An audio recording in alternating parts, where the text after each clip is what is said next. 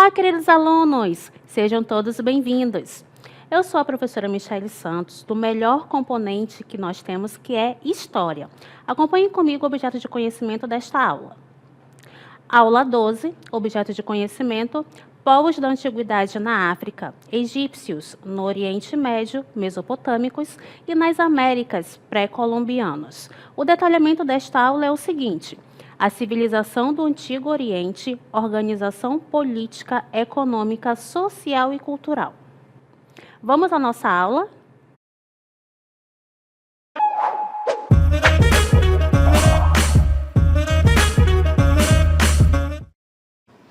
Maravilha! Então a nossa aula, ela terá uma perspectiva muito importante para a compreensão, né, das organizações sociais no mundo, tá? Então vamos falar de povos que foram, né, importantíssimos para que a gente possa compreender, né, justamente esse processo de organização, né, esse processo de organização social, política, religiosa, cultural, tá bom?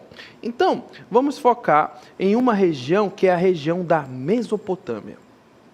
Olha só, ela é uma região muito histórica, né? É uma região histórica, localizada entre os rios Tigre e Eufrates, e desempenhou um papel crucial no desenvolvimento da civilização humana. Esses rios, né, eles foram fundamentais e são para a vida na região. Contribuíram significativamente para a singularidade e a vitalidade da Mesopotâmia. Sua localização proporcionou uma rica base para o florescimento de sociedades antigas.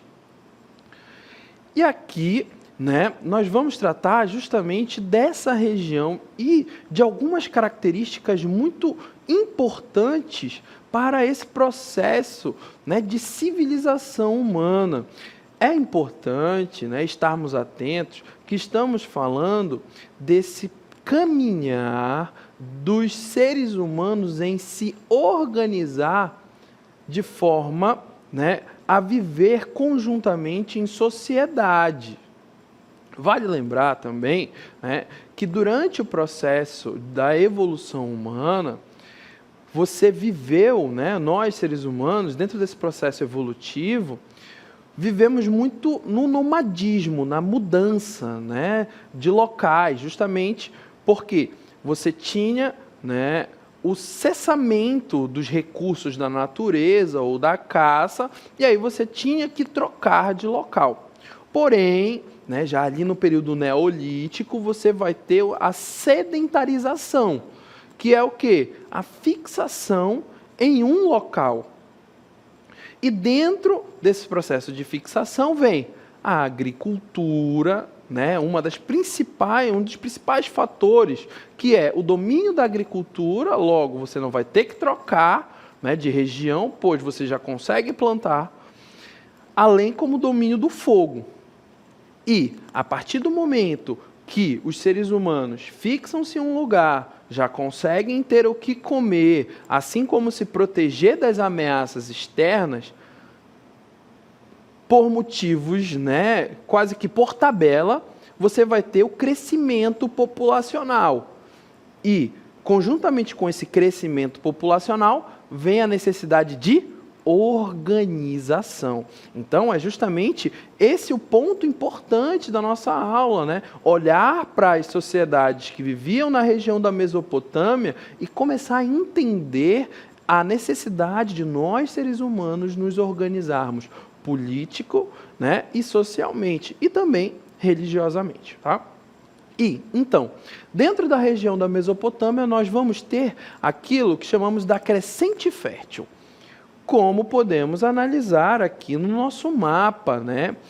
Essa crescente fértil, ela é essencial para a região da Mesopotâmia, e não somente da Mesopotâmia, mas também para a região, né, ali do Alto e do Baixo Egito. Como funcionava essa crescente fértil? Você tem regularmente as margens dos rios, né, aumentando e depositando uma camada fértil de humus nas terras.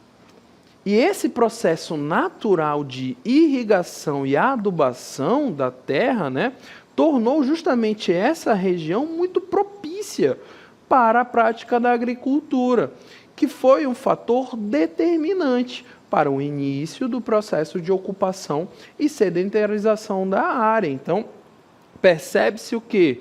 Que dentro da especificidade, da característica dessa região, né, da cheia do rio, e que quando, né, essas margens dos rios aumentavam, ela trazia consigo essa camada rica, né, e que fertilizava o solo, chamada de humus, torna justamente toda essa região vermelha que você está vendo aí no mapa muito fértil e muito propícia à agricultura. Então, essa região vermelha no mapa vai ser chamada de crescente fértil.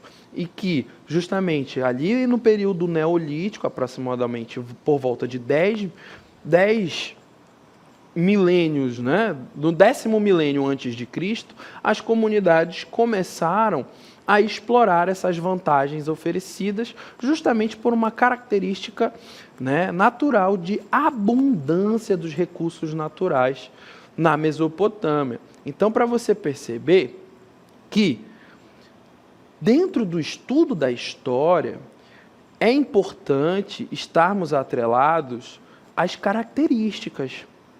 Há uma palavrinha que o professor Ian, né, sempre usa nas suas aulas: contexto.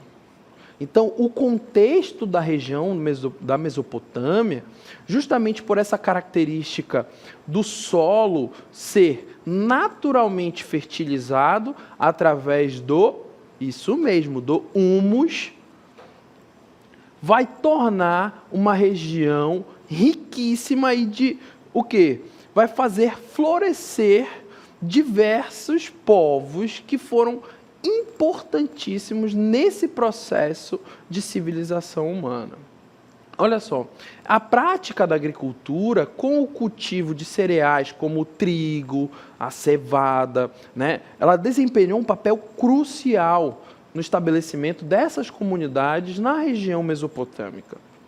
O controle também eficiente das águas dos rios para a irrigação, né, foi uma habilidade essencial para esses povos e que impulsionou o desenvolvimento justamente da agricultura e, consequentemente, o surgimento de sociedades mais complexas. Então, quando o professor Ian fala sobre sociedades mais complexas, é porque, né, você verifica justamente o quê? Uma especialização de o quê? De tarefas. Você vai ter hierarquias sociais, não muito diferente do que vivemos nos dias atuais, né? A nossa sociedade é extremamente especializada, você tem profissionais nas diversas áreas. Por quê? Porque a nossa sociedade necessita desses profissionais especializados, cada um na sua área. Então, é uma sociedade extremamente complexa e que necessita de organização. À medida, né, que a agricultura prosperava, essas cidades, né, esses povoados, essas comunidades e essas organizações começam a surgir e tornam-se centro de poder político, econômico e cultural. Então, nós vamos perceber o quê? Que dentro dessa região mesopotâmica, você vai ter, né, o afloramento de diversas cidades que vão ser extremamente importantes. Vale ressaltar que essa é uma região, né, mais ou menos, que hoje, nos mapas atuais, né, na divisão da geopolítica mundial atual, ela faz fronteiras entre Iraque, Turquia, Irã, tá bom? E olha só, Por volta ali do 4º milênio antes de Cristo, você vai ter lugares como Uruk, Ur, né, que vão testemunhar o florescimento de sociedades urbanas, onde o excedente agrícola, né, vai permitir o surgimento de quê? De classes sociais especializadas, incluindo sacerdotes, escribas, artesãos e comerciantes. Então você percebe que, devido, né, ao fator abundante, né, de alimentos e de recursos naturais, esses humanos, né, essas sociedades vão passar ao quê? A se organizar melhor. Afinal de contas, né, não vai ter mais aquele desespero, né, primordial do acesso à alimentação e à sobrevivência. Então, a partir do momento que essas sociedades possuem a abundância do acesso daquilo que é primordial para a permanência da vida humana, que é acesso à água, alimentação e segurança, né, você vai perceber justamente o afloramento dessa complexidade, né, social nessas sociedades dessa região específica, que é qual? A Mesopotâmia, perfeitamente. Olha só, e dentro desse processo, né, de especialização, vai surgir algo extremamente importante para a organização social, que é a escrita. O surgimento da escrita cuneiforme, né, foi um marco significativo na Mesopotâmia, datando do mesmo período. Então você vai ter o surgimento da escrita cuneiforme, no qual vamos ter, a partir desse surgimento, você vai ter, né, cada vez mais, olha só, como nós vemos aqui no exemplo, né, você tinha ali tábuas, né, de argila, na qual com uma cunha, que é uma ferramenta, né, utilizada até hoje, principalmente na construção civil, né?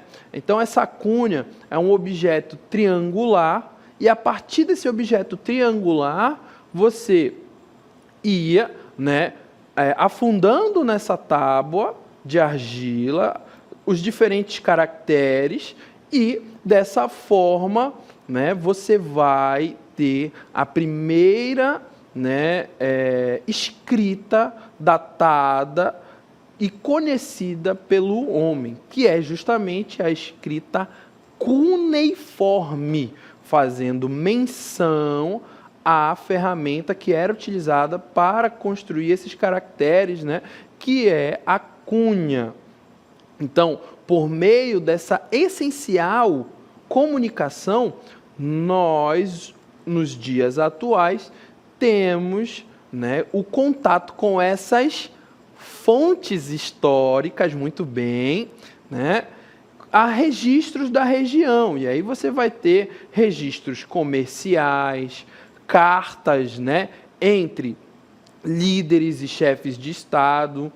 Então, essa escrita e o florescimento da escrita cuneiforme vai ser extremamente importante justamente para a organização social, comercial e religiosa. Dentro desse processo, né, vale a pena ressaltar o avanço social que a escrita cuneiforme vai gerar na região da Mesopotâmia, né, e que acompanha o surgimento dos primeiros impérios. Civilizações como os sumérios, os acádios, os babilônios e assírios construíram grandes impérios que exerceram influência sobre vastas áreas da região. E, né, dentro desse florescimento e dessa riquíssima, né, região, você vai ter justamente o surgimento desses impérios e que muitos deles são citados, né, no livro mais famoso do mundo, que é a Bíblia Sagrada, né? E olha só, para compreender um pouco mais e nos aprofundarmos a respeito desses povos, vamos verificar agora a organização social babilônica. Olha só, como podemos verificar, a sociedade da Babilônia se organizou de modo hierárquico, tendo o rei, né, no topo dessa organização, abaixo deles os sacerdotes, que eram as pessoas atreladas à religião, assim como a nobreza. Abaixo, né, dos sacerdotes e da nobreza, você vai ter os burocratas. E aí você me pergunta, professor, quem são os burocratas? Eram aqueles responsáveis justamente em organizar as leis, em escrever, né, e datar, né, tomar registro do que estava acontecendo ali perante a sociedade. Os militares, os comerciantes e artesãos. E na base dessa organização da sociedade babilônica, nós vamos ter quem? Os camponeses e escravizados, né?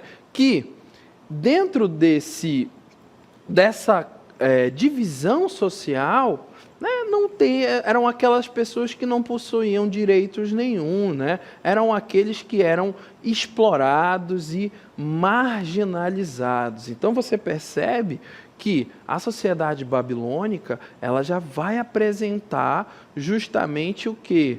Essa especialização, né, da divisão social no qual cada um pertence a uma classe. E dentro desse processo de organização, né, social babilônica, nós temos também, né, cidades, né, que datam do 3º milênio antes de Cristo. E muitas delas se tornaram, né, impérios, algumas de curta duração, até que justamente a cidade da Babilônia, que foi fundada pelo povo amorita, ela entra em cena. Então você vai ter justamente, né, impérios curtos, até que surge a cidade de Babilônia, que vai ser um marco dentro dessa região mesopotâmica. Olha só, os povos amoritas, eles eram um povo semita e que migraram para a Mesopotâmia, né? E ao longo do tempo, estabeleceram várias cidades independentes. E dentre elas, a Babilônia destacou-se como uma das cidades mais proeminentes entre elas. Seu nome, Babilônia, deriva da palavra acadiana, né, que significa porta dos deuses. Então você percebe, né, que a Babilônia vai ganhar grande destaque entre os povos dos amoritas, né, e que dentro dessa cidade-estado você vai ter algumas características que são importantes para compreender esse processo evolutivo da civilização humana. Vamos lá. O reinado de Hammurabi. O ponto de virada para a ascensão da Babilônia como uma potência significativa ocorreu durante o reinado de Hammurabi, né? Aqui na nossa cartela a gente percebe justamente uma fonte histórica muito bem, né? Eu sei que você aí do outro lado falou fonte histórica, justamente, né?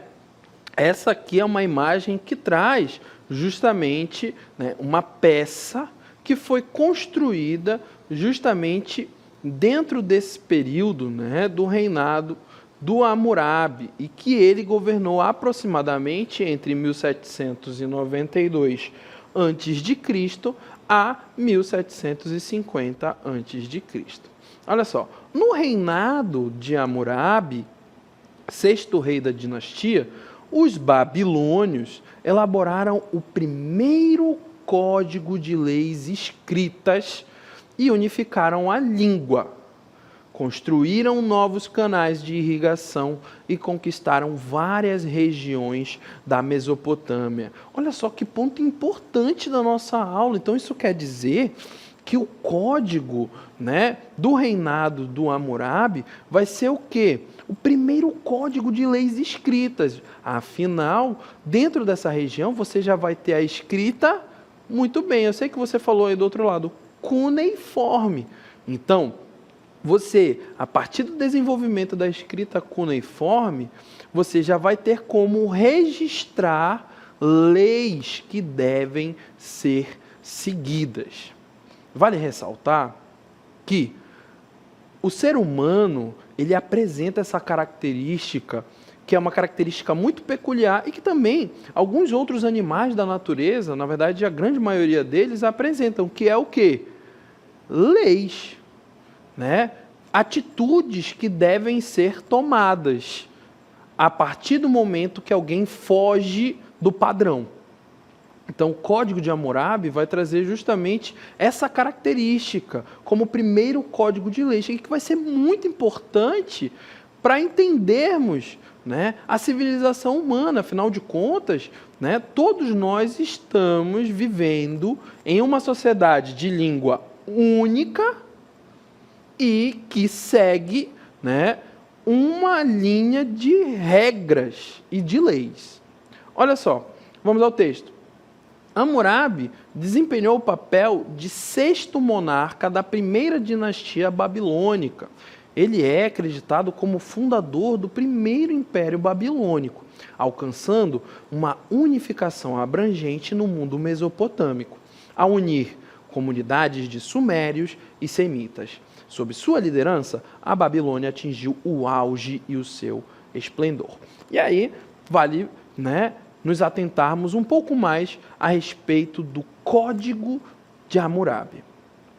O Código de Hammurabi, ele estabeleceu princípios fundamentais da justiça e serviu como uma base para muitos sistemas legais subsequentes.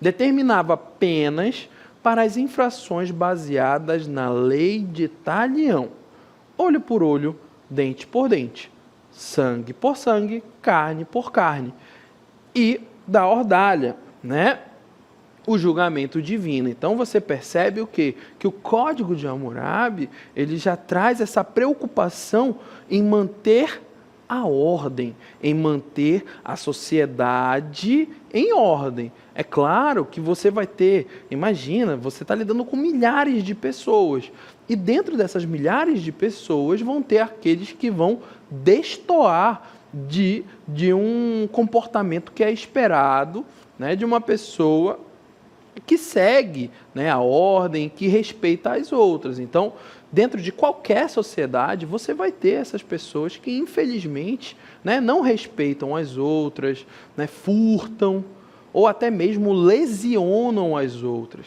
Então, é dentro desse processo de organização, de lançar um padrão a ser seguido pela sociedade, que o Código de Hammurabi unifica, não só a língua, mas também une povos e determina padrões a serem seguidos.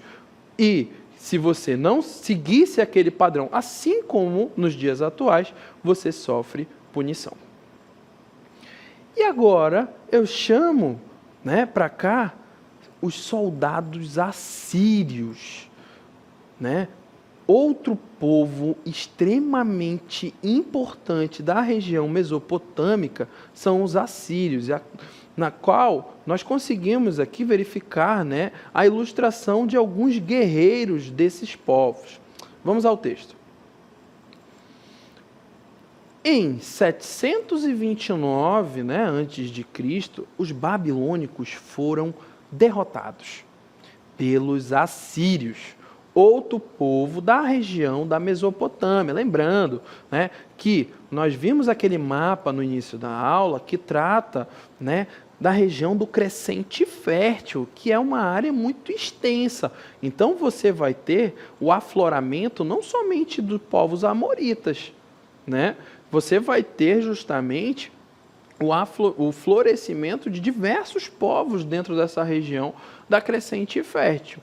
E é claro que por motivos, né, de território, de comércio, uma hora ou outra, né, vai ter o conflito de interesses entre esses povos. E os assírios, eles, né, se destacaram como um povo extremamente guerreiro. Olha só, durante anos, na verdade, os assírios reinaram na região, construindo um grande império. Excelentes guerreiros já utilizavam carros de combate, catapultas e outros instrumentos de guerra. Conquistaram toda a Mesopotâmia e ainda os hebreus e os egípcios. Olha só a capacidade militar dos assírios. Como a gente pode perceber no mapa, né? Olha só, toda a área em verde, né? Seja o verde escuro ou o verde mais claro, vai ser do Império Assírio, que habitava ali especialmente as áreas que correspondem hoje ao norte do Iraque e nordeste da Síria, sudeste da Turquia e partes do Irã. Essa civilização ela vai florescer principalmente durante o primeiro milênio antes de Cristo. Eles vão ficar conhecidos por terem formado um dos impérios mais poderosos militarmente avançados da antiguidade. Então, os assírios vão ficar conhecidos justamente por essa capacidade militar, né, e também de expansão territorial. Então você percebe que a região da Mesopotâmia ela era muito grande, né, justamente por causa das características naturais, né, com a cheia dos rios. Esses rios traziam consigo um material orgânico chamado de humus, e esse humus, né, fertilizava o solo. Logo, isso tornou uma região muito propícia para o assentamento, né, para a sedentarização de povos. E dentro desses povos você vai ter os amoritas, os sumérios, né, assim como os assírios, que vão ser responsáveis justamente pela tomada de toda a região da Mesopotâmia, né, inclusive derrotando uma das principais cidades-estados, que foi qual? A Babilônia. Babilônia é essa responsável pelo primeiro código, né, de leis escritos, o código de, eu tenho certeza que você falou aí do outro lado, Hammurabi, perfeitamente. Então, é dentro desse processo que o Império Assírio, né, ele dura mais ou menos 100 anos, e em 612 a.C., os caldeus, herdeiros dos amoritas, conseguem vencer o exército assírio, criando o segundo Império Babilônico ou Império Neobabilônico. Conquistaram ali a região da Palestina e aprisionaram os hebreus, levando-os para a Babilônia, ali por volta de 587 a.C., e foi chamado, né, esse episódio de o cativeiro da Babilônia, um evento narrado na Bíblia. Mas, né, o Império Neobabilônico não durou muito tempo, e por volta de 539 a.C., já outro povo, os persas, dominaram os babilônios e fundaram um dos mais poderosos impérios, né, o Império Oriental da Antiguidade, né, que é o Império Persa. Então, na nossa aula, verificamos justamente a importância dessa região para o processo de civilização do mundo. E percebemos que o processo de civilização do mundo, ele precisa de organização social com as hierarquias, organização de leis, né, para manter a ordem social, e também, né, de uma organização da religião, da religiosidade. Porém, um dos pontos importantes é que os conflitos, né, sempre existiram. E dentro desses conflitos destacaram-se, né, os povos dos assírios. Tudo bem? E dentro, né, desse processo finalizamos a nossa aula.